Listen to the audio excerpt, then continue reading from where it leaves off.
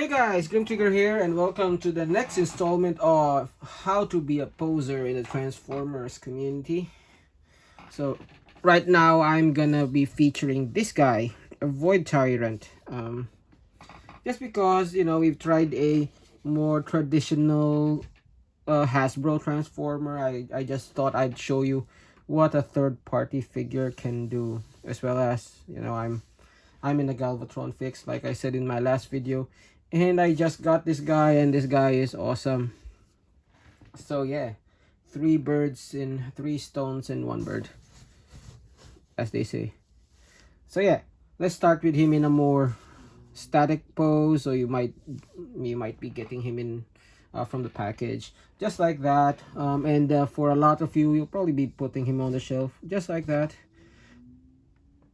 Static. It's not bad. It's not exciting, but it's not bad. The good thing about third party and Iron Factory, it does give you a lot of posing options at the back, which are really good and dynamic, right? Well, let me show you what we can do. So first off, if you don't have space on your shelf, let's say you're just like me, you're poor and you have a small IKEA set holding like 1,000 figures, probably you just put him like that, save space, but there are a few tweaks you can do just to make him dynamic even in a static pose. So first thing you do is you make sure all of his joints are bent, elbow, slight bend on the elbow, right, just like that. Slight bend on the other elbow. The feet, instead of having them parallel, have them slightly open up, and instead of them being flat, have them diagonal. Make sure you use the ample ankle pivot. You can use the ab crunch a little bit as well. Have him do the crunch pose, and if you want, a little bit adventurous, you can have him holding his cannon as such, and then have him tilt his head away from his cannon, right? So a few simple tweaks and you've got an awesomely menacing Galvatron on your shelf, right? Beats the just straight away standing Galvatron, right? Now let's say you want to include his axe. So what you can do is pop out the hand, right? You can use either this hand, which is your closed hand. This is more secure, so if you want to put him in yourself for a long time and don't want to risk the axe falling off all the time, use this one. Or you can use this, which I think is also stable, but if you knock around the figure, then the axe will fall off. So let's use this one, just because I don't want to bother with the axe splitting and squeezing in. So I did show in the review you can actually pop in, squeeze the hand in, right? So I don't want to bother with that. Let's just do that and just have him hold it like so. So if you have him hold it like that, it's flat on the back, does use a little bit space on the side, but still conserves a lot of desk space, right? Now, coming from this pose, let's say you want him threatening another guy, right? So I like that the hand is actually curved, so you can actually hold it in the hand and you can have him threatening. Oops. This does tend to pop out, which is good. Better that it pops out than it breaks. So it does hold it steady like that, so you can have him threatening someone, right? Who else better to threaten than this guy shaking in his boots? So yeah, have him threaten Starscream. Really nice. Now let's go for a few action poses. So let's do weapon poses first. So as in, as I've said, you can use the closed fist or the open fist. I tend to use this one when I'm just fiddling around, just because I can switch the axe around on the hands without actually having to disassemble the axe, but you can use both ones, right?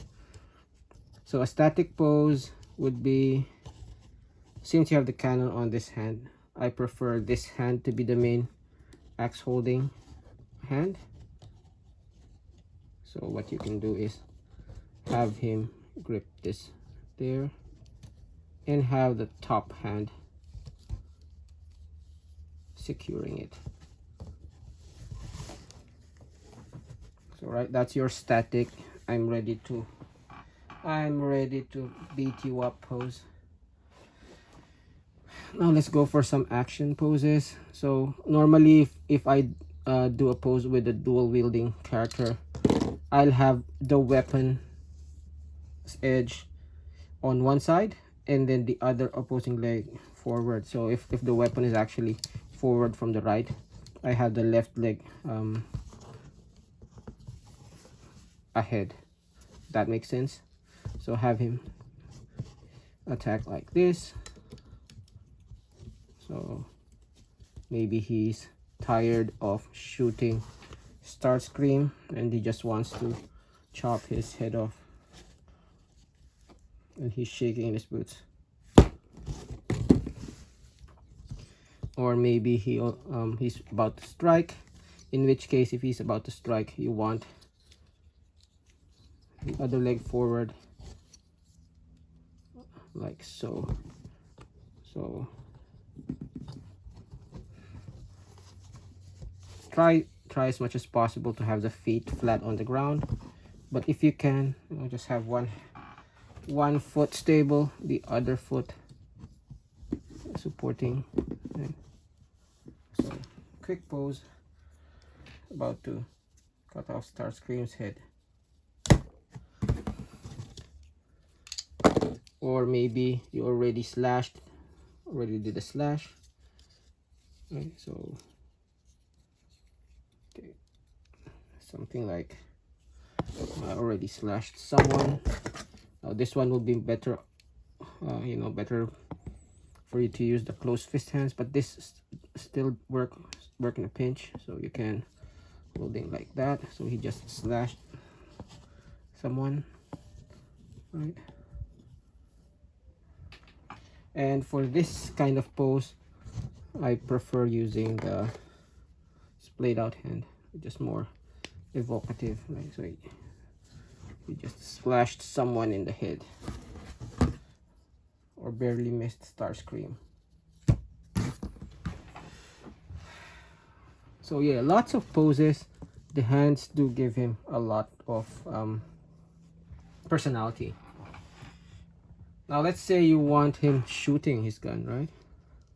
Now for the fusion cannon, if I want him in a shooting pose, I like the more clenched fist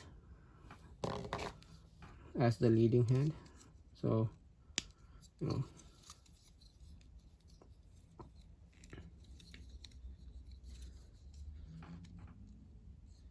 one thing that's always good is you always have the fist facing down from the cannon.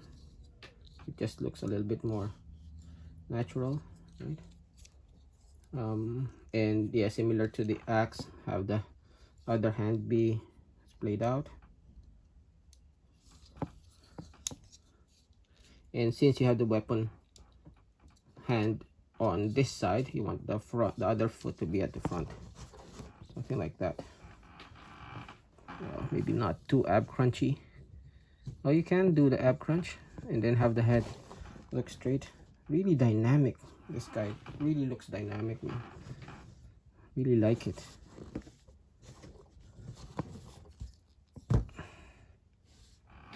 Right, and then you can actually use some of your Hasbro blast effects. A bit tight, but it works.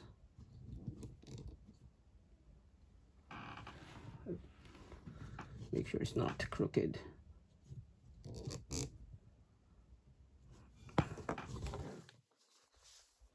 Can be a bit heavy, so you might have to adjust the legs a little bit. There you go. So he's blasting poor Starscream. Now let me get my flight stand for the last couple of poses. Okay, so for flight stands, you've seen this in the last review. I used the Hasbro one from the Black Widow set. Not the best flight stand, to be honest. I might just, if this series goes a little bit better, I might just splurge on a proper flight stand, one that works with those back ports that all of our Transformers figures seem to have.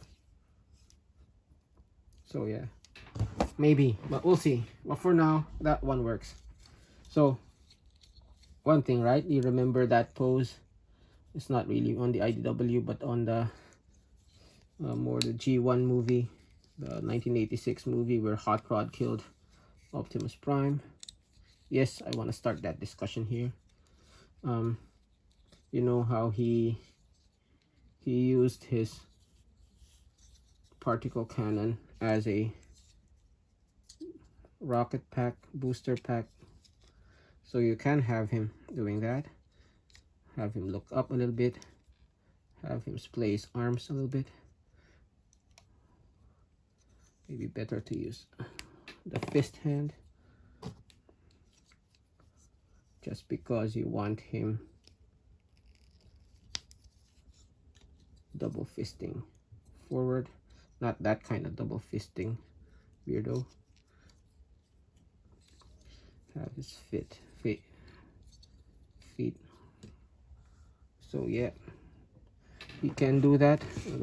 Let's see where we can clip him. This guy has maybe on the leg. Yeah, I think the leg will work.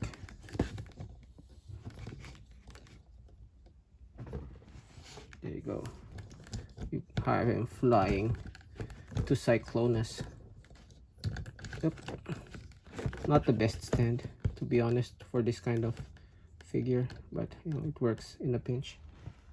So yeah, I hope you enjoyed this installation of the how to be a poser in your the Transformers community, featuring our one and only Void Tyrant IDW Galvatron. Let me know in the comments what other figure you want me to feature in this series. I can do, Darius if you guys want. I practically have everything that's War for Cybertron. I do have a few of the previous line as well. So let me know in the comments, and then I'll see about planning out that for you. But otherwise, this has been Grim Trigger, and this has been how to be a Transformers poser in the Transformers community. Thanks for watching, and I'll see you in the next video.